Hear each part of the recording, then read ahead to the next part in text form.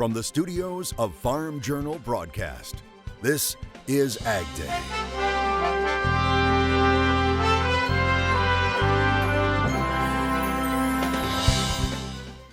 Coming up on AgDay, every day is an adventure in farm country. And who better to take you on a journey through it all than AgriTalk's Chip Flory, giving you insight into taking what we already have and making it better. Slow it down and just let nature do its thing. On this special edition of AgDay, we go outdoors on the farm. But in the next couple of months, this whole area is going to be transformed, isn't it? That's exactly right. AgDay, presented by the Chevy Silverado and the all-new Silverado HD, the strongest, most advanced family of Silverados ever. Good morning, I'm Clint Griffiths. You know, farming and ranching are about much more than using the land to grow crops or graze livestock. Producers are on the front lines of being good stewards of their land and managing them. And we like to highlight these best use practices every week on AgDay. AgriTalk's Chip Flory shares advice and ideas about managing wildlife and natural resources in a segment we call Outdoors on the Farm. And we begin in a soggy spot, a newly formed wetland in Iowa. We've got Tim Recker. We're in Arlington, Iowa, and we're looking over. It looks like a spot that was just kind of carved out of a cornfield when you get right down to it, Tim, because it's doggone wet in there, isn't it? It's really wet. We've had 6 inches of rain this week.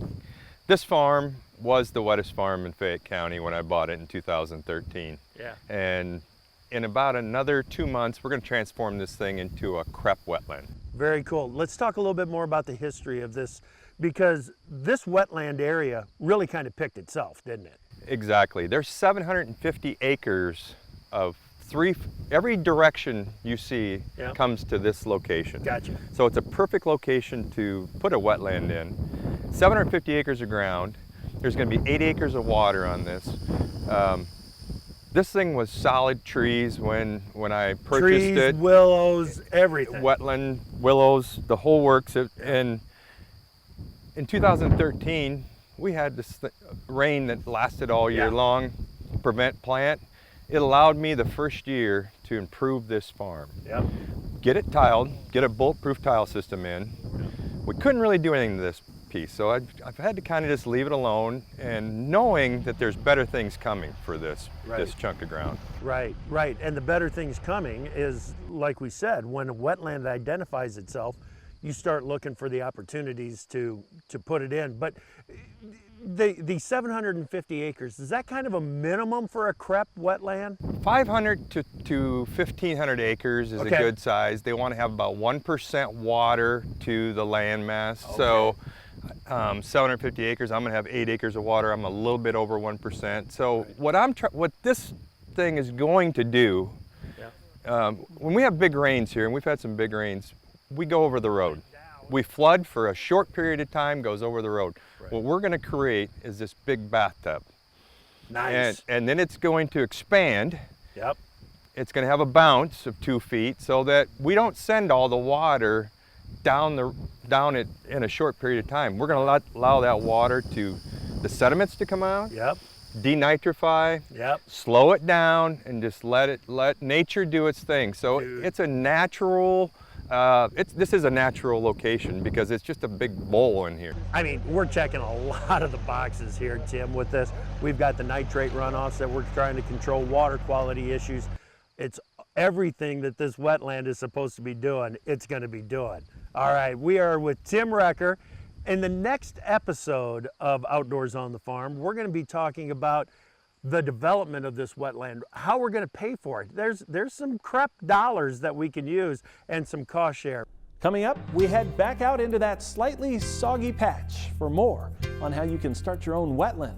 And still ahead, we talk about precision conservation and how you can turn an area that's always been in the red to green. Ahead on this special edition of AgDay as we go outdoors on the farm.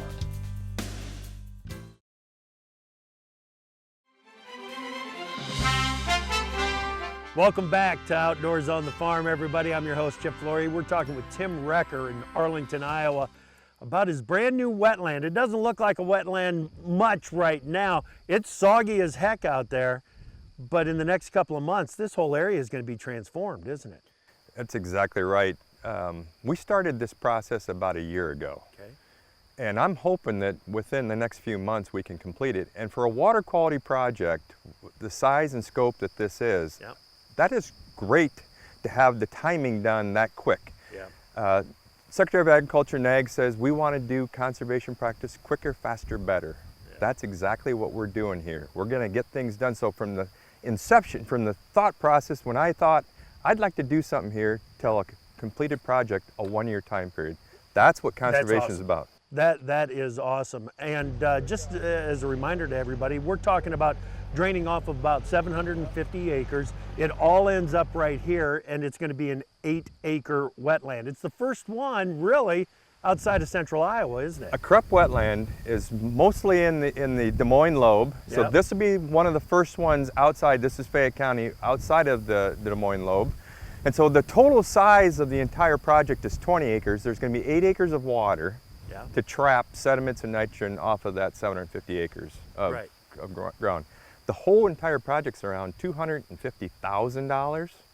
So there is some cost shares, equipment money. So the other neat thing about this is that we have the state agencies and the federal agencies working together and helping cost share the entire project. Okay, so let's get back to the timing on all of this. When you've got federal agencies, state agencies, local agencies working together, how do you get them to make decisions and cooperate? This was a first project in Iowa that's being done that way, and it's had some hurdles. Yeah. But this is going to be so neat when we get done. The cooperation from everybody to make it happen on a targeted spot for this wetland is going to be something that should be the blueprint for the entire state. That's awesome. That's awesome. We talked earlier about this area, this spot identified itself. Farmers across the state have got an area like this. What do they do? Who do they talk to? Well, the first thing to do is talk to your local NRCS office to get the ideas, to get the ball rolling. You can talk to state agencies. They have dollars now for conservation practices. So that's how you get the ball rolling. And find out if you're a spot that, I mean, they can identify if your spot is worthy or not. Right. They're not going to put these practices everywhere in every farm. They're not made to do that. Exactly. They want to target spots to get the most bang for their buck. Okay, talking about bang for the buck, and just one last thing. Taxpayer money coming in here, but it's still your property, right? It's my property. I'm given a lifetime lease to our local conservation club. I still have control of it. I still have to maintain it and have control, but I welcome the duck hunters want to come out here and hunt. They can call me and say, hey, I'd like to hunt. I'm not a duck hunter. So fall of 2020, I'm going to be right back here. You're invited. You're invited to be here. All right. Thank you, Tim Recker. We're in Arlington, Iowa. Signing off. I'm your host, Chip Flory. AgDay, brought to you by the Enlist Weed Control System. More weed control, less drift and volatility, maximum yield potential.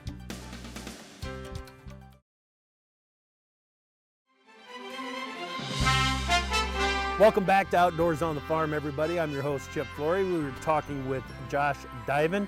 We're on the Diven family farm here in Scarville, Iowa. It's north central Iowa. Guys, you've heard me talk about precision conservation.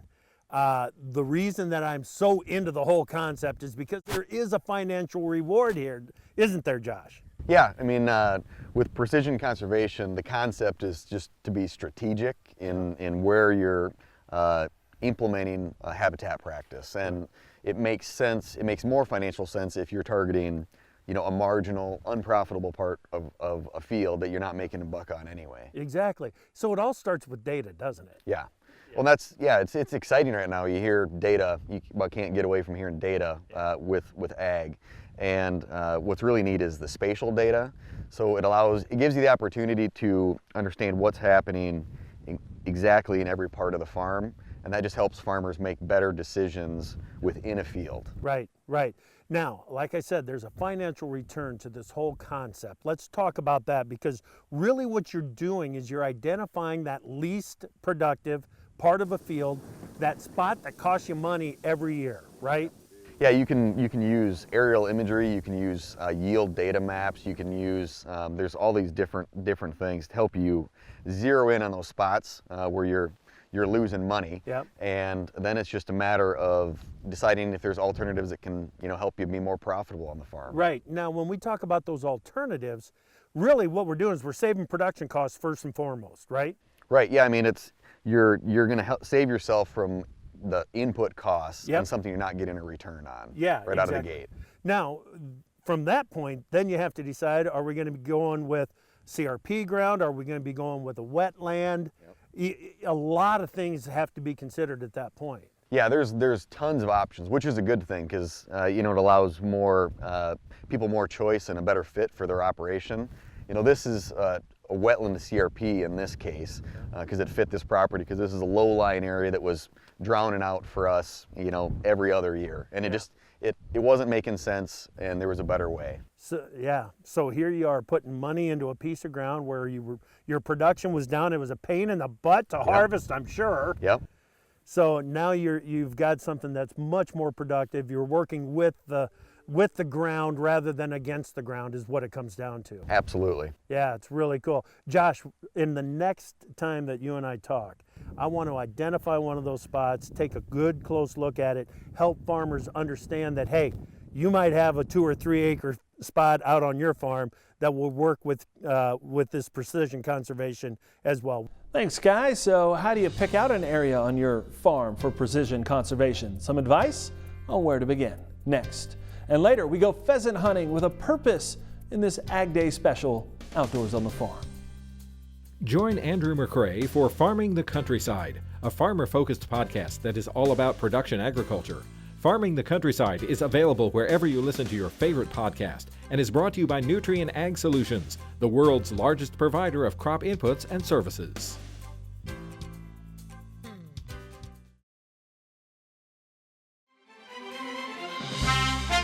It's a popular pastime for many farmers, hunting, but how can you hunt and work to preserve a species at the same time? Chip takes us to the heart of pheasant country. Jay Gyra's Circle J Ranch out here in Plankinton, South Dakota. Some premier pheasant hunting out here, but it doesn't happen by accident. You got to farm for these pheasants out here. And I'm going to start in a little different spot, Jay. Let's start with the nesting area, because you've got plenty of hens out here. You got to have a place for them to make a clutch. Right, we try to leave some grass. We got like some CRP grass there, and also like any low sluice spots. This year we've had a lot of rain. Yeah. We just filled some of those in. There's been a lot of no plant around, which has kind of helped expand the nesting area, spread the birds out a lot more. Yeah. Leave a lot more fence rows, some pasture, like we have the horses, some good nesting there. Exactly. And we got a good tree grove, a lot of grass in there, and that's probably our main spot right in there, because there's good protection from predators and other stuff like that. And the thing that makes Circle J a little different than some places out in this area is that it is a wild bird hunt. Hup! Well, I think I got bird repellent because they never want to fly at me. Hunt them up, boys. Sometimes we'll put some hens out in the spring, kind of help. But yeah, they get pretty flighty, and you got to kind of sneak around when you're after them. Yeah, exactly. Okay, now the food plots. Again, it's the right combination of cover and food that you're trying to get out there in those food plots, right? Right. And the food plots are designed for wildlife. They're kind of for deer, pheasants, stuff like that. They're like the appetite, they like to eat them better.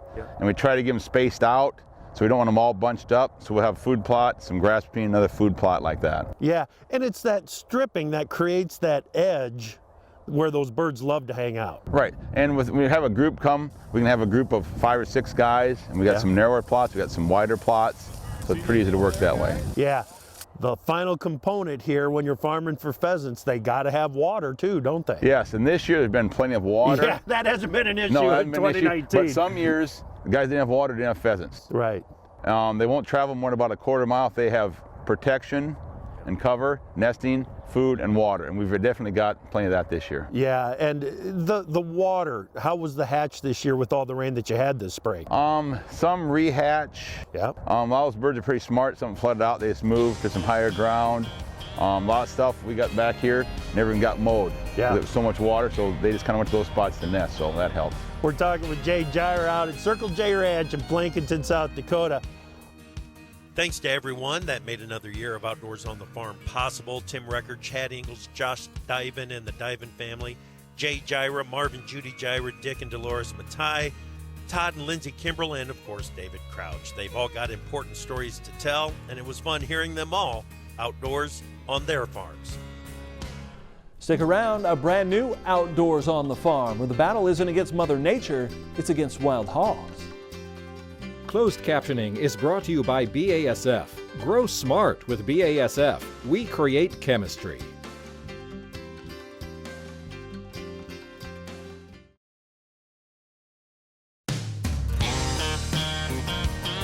I'm Justin Moore. Welcome to Outdoors on the Farm, brought to you by my friends at Roxor. From muddy trails to dusty work sites to hidden hunting spots, nothing gets you through it like a rugged Roxor. It's a side-by-side unlike any other. Outdoors on the farm, where I was born, I was raised, and I'll do whatever it takes to stay. Outdoors on the farm. We end today with a wildlife battle being waged on lands across the country. Getting lost acres back into production often means getting the feral hog population under control. Chip Flory has more from Texas. The story of wild hogs has always fascinated me. Number one, they're an invasive species. They're not supposed to be here. What efforts are we doing to get rid of them? Number two, the only time that you really hear about is when a hog gets into a suburban area, raises all kind of cane in a shopping mall or something like that. When they're doing damage out on a farm, David, you don't hear about it. You don't hear about it, and that's where the money and the dollars really start to add up. We're talking with David Crouch outside of Itasca, Texas. And David, this hog problem, it's widespread, isn't it? Oh, it's statewide. Right. Not just Texas, it's Oklahoma, Louisiana. They're spreading. Yep. And it's an ongoing fight. See, that's the thing. It's an ongoing fight. And what you're really trying to do is make sure that guys can come in and farm a piece of ground, because if it wasn't for guys like you, they wouldn't be able to raise corn. No, not at all. Or wheat. Yeah, we have areas here that they never raised corn before, but in the last few years they've actually started being able to plant corn with very little loss. All right, so how's the process work? Does the farmer contact you, or are you out there looking for the hogs? They'll contact me and tell me, hey, I have a problem in this field, this area. Could you come trap them for me? And okay, trapping. I think most people would think you're the guy with the gun, you're going to show up and shoot them, but you're talking about trapping them. And it's just, here's another thing that's pretty impressive to me. Now we've got technology coming back into play, right? Oh yes, electronics has made a world of difference in catching hogs. Okay, how so? You can watch them with a camera. You can wait till the whole sounder of pigs are there in the trap before you shut it. We're used to, you'd have a trip wire, so you may have a deer come in, trip it. You may have a coon trip it. You may have one pig come in, trip it, and the rest are standing outside watching it shut and you're educating them. Yeah. Where we don't have that trouble anymore. And they're smart enough already. We don't need to educate them anymore. Yes, it doesn't take That's long. right. Okay, now you got this sounder of hogs in the trap. What next? We go in with the trailers and load them up. There's buying stations throughout the whole state that will take them. They have to normally weigh between, from 60 pounds and up. Come on, get up, get up, get up. So you got them on the trailer. What's next? You take them out there, and there's buying stations? Buying stations. They have a facility where you back in, they weigh them one at a time. Yeah. And unload them into their facility.